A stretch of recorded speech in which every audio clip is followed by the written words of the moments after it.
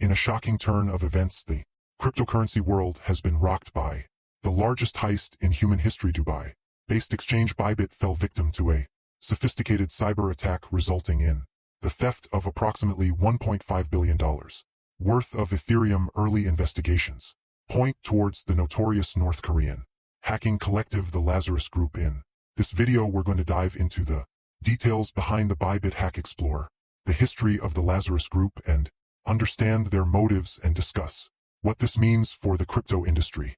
Moving forward, on February 21, 2025, Bybit announced that during a routine transfer from a cold wallet to a warm wallet, an attacker manipulated the process, gaining control over the cold wallet. This breach led to the unauthorized transfer of over 400,000 Ethereum tokens valued at approximately $1.5 billion, and they were sent directly to an unidentified address. Despite the magnitude of the theft, Bybit CEO Ben Z assured clients that the exchange remains solvent and that all clients' assets are secure. I wonder where I've heard that before. This prompt and transparent communication was met with widespread approval from the crypto community. Many praise Z's leadership and the exchange's commitment to safeguarding user funds. Additionally, the exchange has offered a substantial bounty of up to $140 million to incentivize information leading to the identification and apprehension of the perpetrators. This proactive stance underscores Bit's dedication to accountability and user protection. Now, although Bybit has handled the situation with flying colors and the community support is immense, we already have a pretty clear idea as to who is behind this, and they are no stranger to getting their grimy mitts on as much crypto as they possibly can. The Lazarus Group is a cybercrime organization with alleged ties to the North Korean government.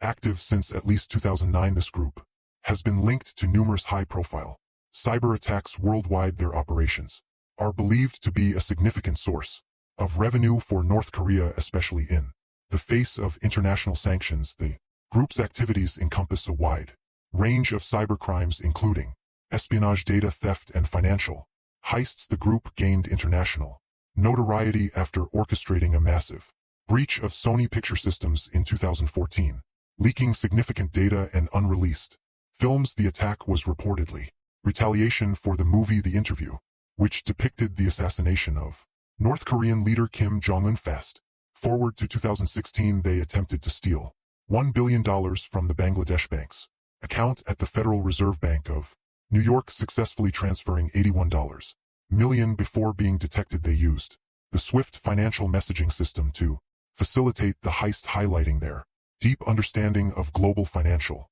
infrastructure. Just 1 year later, in 2017, they launched the W2Cry ransomware attack, a global campaign that affected hundreds of thousands of computer secos across 150 countries, encrypting data and demanding ransom payments in Bitcoin. The attack disrupted hospitals, businesses, and government agencies worldwide. Most recently, in 2022, the group was responsible for stealing $620 million worth of cryptocurrency from the Ronin network, a blockchain used by the popular game Axie Infinity. This demonstrated their continued focus on the lucrative crypto sector. I think it's safe to say most people know that North Korea's regime is heavily sanctioned, limiting its access to international trade and finance. The funds stolen by the Lazarus Group are believed to finance their nuclear weapons programs, support the lavish lifestyle of the country's elites, and sustain government operations. Cyber crime has become a crucial part of North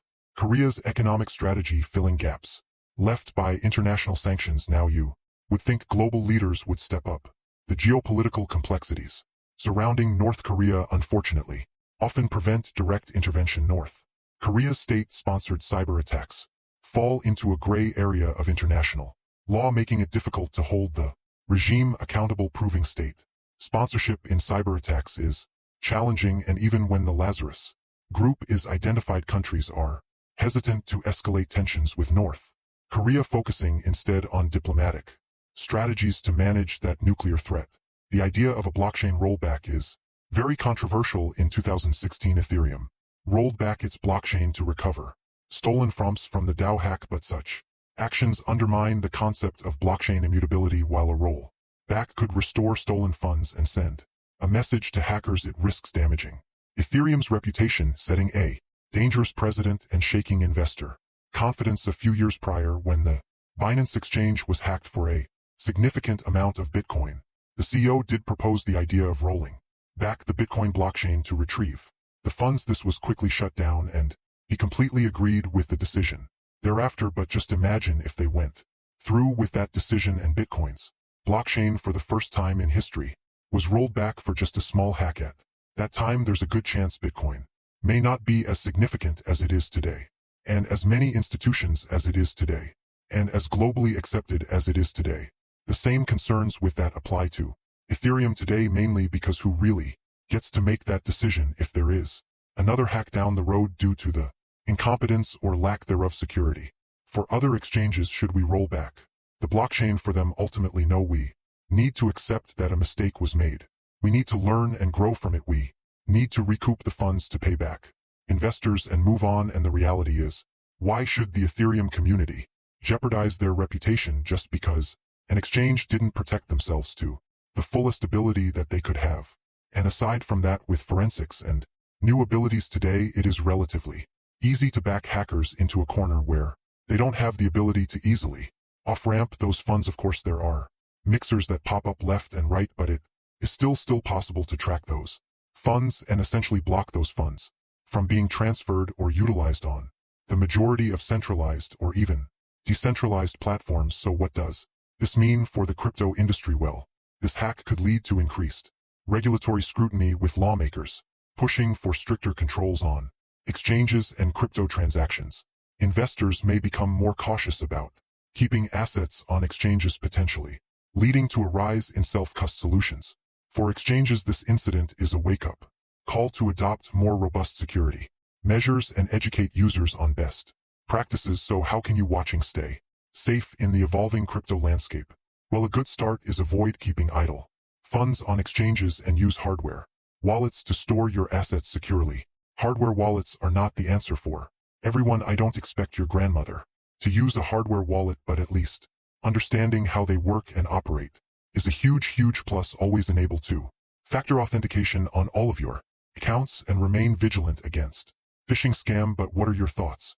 Do you think government should finally step up to groups like Lazarus out there in North Korea? Do you think Ethereum should or should not roll back their blockchain? I want to know your thoughts in the comments section below. Thank you.